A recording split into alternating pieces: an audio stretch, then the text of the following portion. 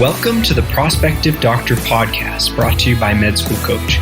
Each week we cover topics related to the pre-med journey to medical school and beyond, from the MCAT to completing your application and from starting medical school to choosing a specialty. Our podcast will provide essential information for anyone contemplating a career in medicine. Hey everyone, it's Dr. Marinelli. Thanks for joining me today. As interview season begins to come into full swing, I wanted to take a few minutes today to talk about social media as a medical school applicant. There's so many things to be thinking about with interviews and your preparation and how to present yourself. I think that social media could be an area that could be potentially overlooked for applicants. And it is an area that you should pay attention to and at least put some thought into it before you continue through the application cycle. So let's just talk a little bit about social media and what are some of the things you should be thinking about as an applicant to medical school. I wrote an article about this for U.S. News and World Report about a year ago. And at the time, the data as far as how many admissions officers use social media when evaluating potential medical students was very limited. But I did find a study that was published in 2013 that said about 9% of the medical school admissions officers routinely looked at applicants' social media page. However, about 50% of those respondents said that unprofessional content could really affect that applicant's chance of acceptance. So although this is limited, and it was in 2013, and it says only about 9% of admissions officers would routinely look at social media, I think we can kind of extrapolate that a little bit. Since 2013, the use of Twitter and Facebook and other social media avenues has just greatly increased. And so I would assume that admissions officers are probably more frequently looking at social media accounts than they were in 2013. Regardless of what the actual numbers are, I think it's still relevant. What is on your social media could potentially be used against you as you are reviewed as a potential applicant for medical school. So a couple things just to think about when you are on the interview trail and you want to ensure that your social media, if viewed, is viewed favorably or really neutrally. You obviously don't want it ever to be viewed negatively. And I think taking a step back real quick is important too. So why would they even care about what's on your social media account? And I think that's a very valid question. Some people may argue this is my private life. I'm applying to medical school. That's more of your professional life. But I think you could also argue that doctors were held to a higher standard amongst a lot of other professionals in society. You are really expected to be a professional both inside and outside of your job or your school life. So anything that can compromise that professionality compromises your reputation, can even compromise the profession of medicine as a whole.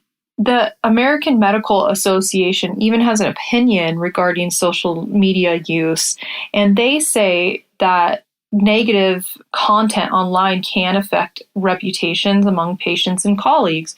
And this, of course, has the potential to affect somebody's medical career. So just having that mindset of keeping things professional and remembering that as a potential medical student, you need to maintain the utmost level of professionalism, and that starts now as an applicant, and it will continue all the way through your medical career.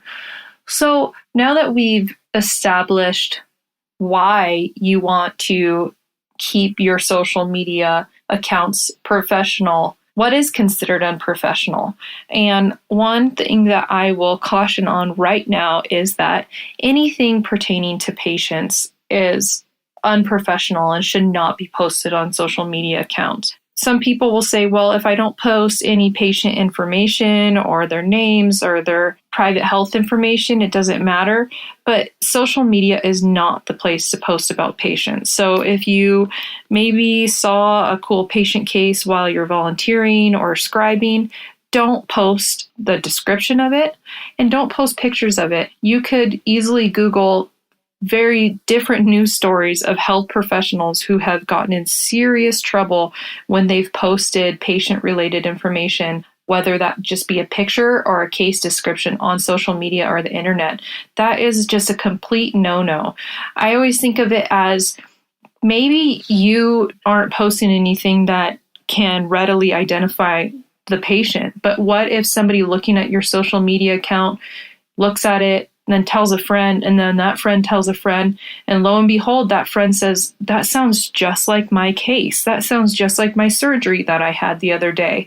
And then actually goes and identifies themselves as the person that you were discussing. It's just too much of a risk. Don't post anything patient-related now and throughout your medical career. You don't want to compromise patient confidentiality in any way. The other things I think from a admissions perspective that could be viewed as unprofessional could be unprofessional behavior. So, you may not want to post pictures of you drinking and partying and maybe doing irresponsible things. This may or may not be used against you as an applicant to medical school, but in my opinion, it's probably better just to not have those types of pictures and that content on your Facebook page. Some tips for you guys going forward and making sure that, if you do have social media, that you are protecting yourself and making sure you're presenting yourself both in the interview and online as professionally as possible. Keep your accounts private as much as possible, but remember there's still going to be some things that are able to be viewed publicly. Be careful of your profile pictures. Make sure that every post or every reply to comments and things like that is set to private.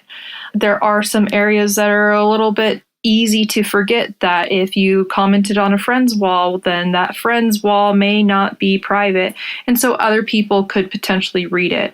I often see people after they've interviewed become friends with the student interviewer at that medical school on Facebook or Twitter or something like that, or following them on Instagram, which is okay to do as long as that student, of course, requests that you do so and you talk about it. But be mindful, if you are becoming friends with somebody who is potentially evaluating you for admissions, it's kind of an open door access to your profile and your history, and they can use that in any way that they want to. They could view it favorably and think, oh, this person's a fun person. Look at them rock climbing. Look at them traveling to Europe. Or they could see things like drinking or engaging in unprofessional behavior and maybe have a more negative outlook or a more negative attitude about you as a potential medical student for their school. So just remember, kind of use that as caution. It's okay to connect with people on social media. Just remember that this is allowing them to view some of that content. Always just ensuring that that content is professional is going to be the key here. Social media can be a great tool. Almost every company, every platform uses it to some extent, and it's become a major means of communication these days. I think as medical professionals, we just have to remember that whatever is up there could potentially be viewed by somebody that we don't want to view it. So it's just good to keep it professional and remember that these are means of communication now, and they will be scrutinized more and more by admissions committees, both for medical school and residency admissions committees too often look at social media pages. So it's something that's not going to go away. It's something that's going to be continued to be used. But I think it's a good reminder that your professional life as a physician starts now. It doesn't start when you're a doctor. It doesn't start when you've graduated medical school. It doesn't start when you've graduated residency. It starts now. So maintaining that level of professionalism through the application cycle and through your whole career is going to serve you leaps and bounds, and it's going to ensure that you are always doing the right thing as a physician and also as a person that society really tends to look up to and holds to that high standard. Sometimes it seems difficult to me, but that's part of the process of becoming a physician and treating patients, is that we are expected to be professional and highly regarded by others. And maintaining that reputation of yourself and the field is paramount. So hopefully that gives you a little bit of perspective of things to be thinking about on your social media account as the application process continues. I know it may not have been something that was necessarily on your mind, but I think it's just a good reminder. Take a few minutes, look at your Instagram, your Twitter, your Facebook page, and modify what needs to be modified. None of your friends are going to scrutinize you for doing so, but it could potentially be viewed negatively if you don't. So just take a few minutes and go ahead and clean those up. And, of course, you don't necessarily need to quit Facebook or Twitter or Instagram. You can stay on social media. Lots of times medical schools will use social media to reach out to prospective students, or you can connect with your incoming class on social media through Facebook pages and things like that. So it can be a very helpful tool. Just always use it in the right way and professionally. Thanks everyone for listening. Good luck on everybody's interviews. Our mission is to inspire, encourage, and inform students as you journey through a rigorous and intricate process of achieving your dreams in medicine. Visit us at prospectivedoctor.com and medschoolcoach.com for more essential resources in your medical school journey and beyond.